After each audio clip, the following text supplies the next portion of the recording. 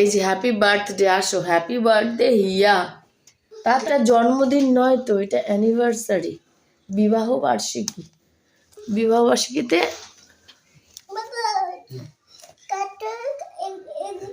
কাটছে তারা। নমস্কার, আমি নিবেদিতা সরকার, মাম্মাস বাড়ি হিয়া চ্যানেলের ওনার। আমি আজকে আপনাদের সাথে এসেছি কিছু কথা শেয়ার করতে, আমার নিজস্ব ব্যক্তিগত। তো তার আগে বলে দিই, আমার বিবাহ বার্ষিকী আজকে আমাদের 7th অ্যানিভার্সারি কমপ্লিট হলো। আপনারা অনেকেই হয়তো দেখে ভাবছেন যে এত অনাড়ম্বর বিবাহ বার্ষিকী কেন। আরেকটিও ইউটিউব চ্যানেল আছে, ওটা BNH short fun comedy channel আর কি, কমেডি শর্টস ওখানে আপলোড করি, বা বলতে পারেন যে করতাম। কথাটা আমি এই কারণে ব্যবহার করছি কি, দেখুন এটা সম্পূর্ণ আমার ব্যক্তিগত, আমার পার্সোনাল।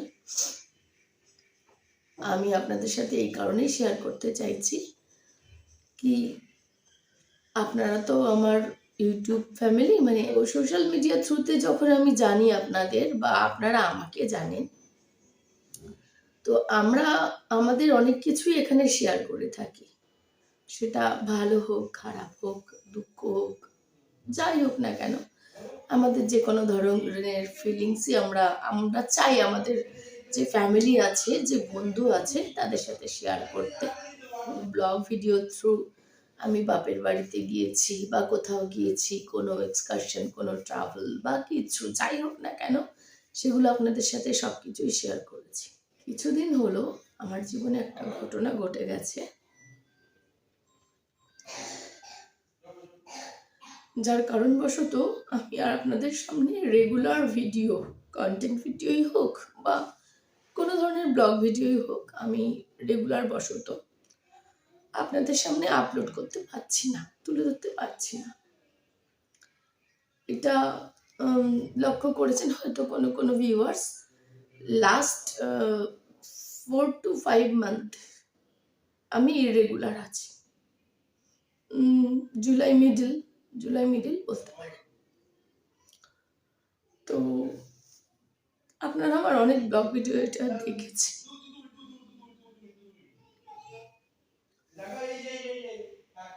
বা আমি ব্লগ ভিডিও আপনারা দেখেছেন, বা আমি হয়তো দু একটা প্রসঙ্গে উল্লেখ করেছি যে হসপিটালে মাকে দেখতে যাচ্ছি, মার শরীরটা একটু একটু রিকভার হচ্ছে, বা মা আজকে সুস্থ আছে, বা মা আজকে অসুস্থ আছে,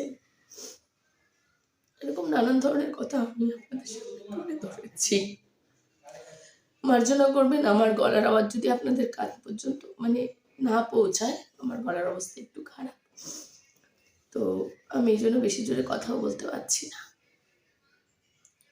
তো আমি সেই ভিডিওগুলোতে আপনাদের সামনে তুলে ধরেছি যে মায়ের শরীরের শারীরিক অবস্থা ভালো না, মা বেলভিউ নার্সিংহোমে অ্যাডমিট আছে, মাকে আজকে আমি হিয়া দেখতে যাচ্ছি, মা এমন আছে, মা ডিসচার্জ হয়ে বাড়িতে ফিরেছে, বা মাকে আবার হসপিটালাইজড করতে হয়েছে। এরকম অনেক ভিডিওই আমি আপনাদের সামনে তুলে ধরেছি। অনেকে বলেওছেন যে দিদি কি হয়েছে, মাসিমা সুস্থ হয়ে যাবেন, কমেন্টস অনেক লিখেওছে। তো আমি আপনাদের জানাতে চাইছি, last month December 15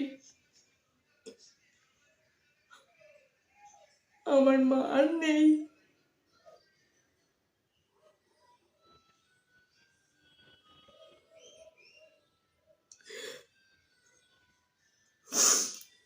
sorry,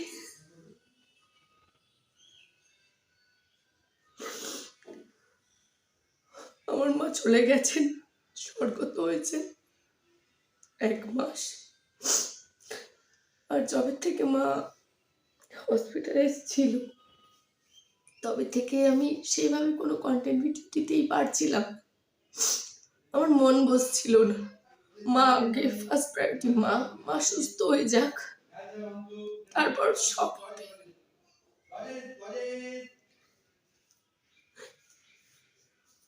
last বিগত কটা মাসে আপনারা যে ধরনের ভিডিওস দেখেছেন, সেগুলো হয়তো আমি কোথাও গিয়েছি ভিডিও করা, সেগুলোই কোনো অডিও রিমিক্স থেকে ছেড়ে দিয়েছি। কন্টেন্ট বলে কিছু নেই ওখানে, আমার মানসিকতা ভালো নেই, সবাই জানে। যাদের মা আছেন, বাবা আছেন বা নেই, তারা সবাই জানে মা বাবা জীবনের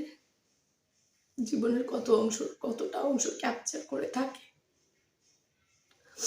হয়তো আমরা সবসময় সেগুলো ব্যক্ত করতে পারি না, আমাদের ফিলিংস গুলো সেভাবে বোঝাতে পারি না,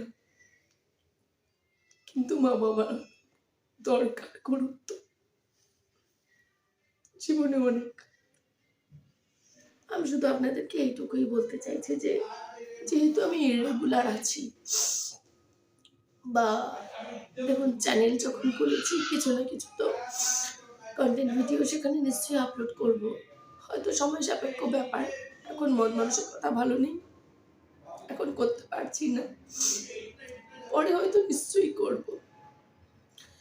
তো যারা আমার ভিউয়ার্স আছেন, আমার থেকে যাদের এক্সপেকটেশন ছিল কি চ্যানেল খুললেই কখনো বা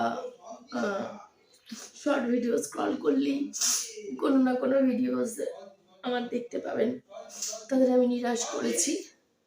আমি সেভাবে ভিডিও আপলোড করতে পারছি না দেখে আমি খুবই দুঃখিত। পরিস্থিতি সামলালে আমি নিশ্চয়ই আবার ভিডিও ছাড়ার চেষ্টা করব, আমি চেষ্টা করছি,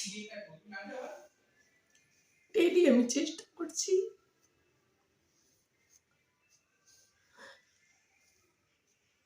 যাতে আমি একবার নর্মাল লাইফে ফিরে যেতে পারি, কিন্তু বিশ্বাস করুন হচ্ছে না।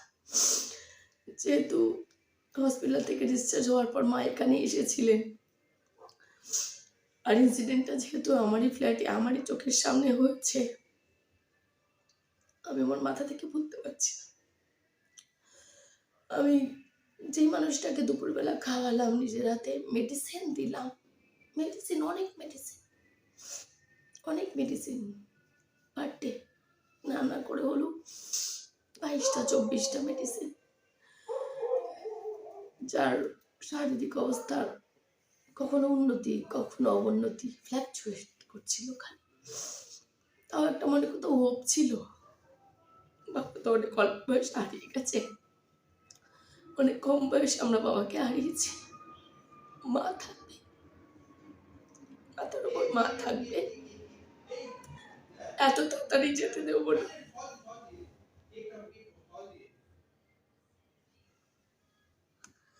কিন্তু ব্যর্থ পারলাম না।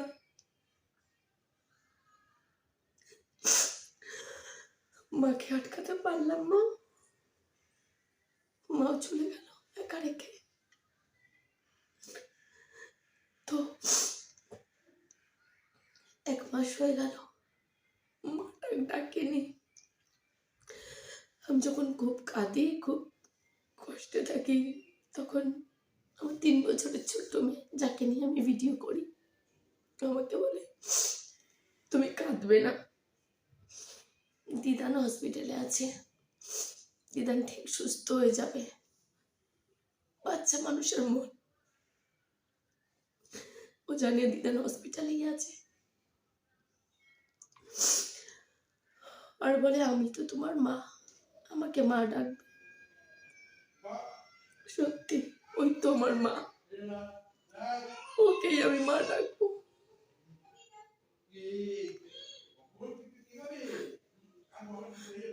কিচ্ছু বলতে পারছি না। দেখো আলোয় আলো আকাশ, দেখো আকাশ তারায় ভরা, দেখো যাওয়ার পথের পাশে ছুটে হাওয়া পাগল পারা, এত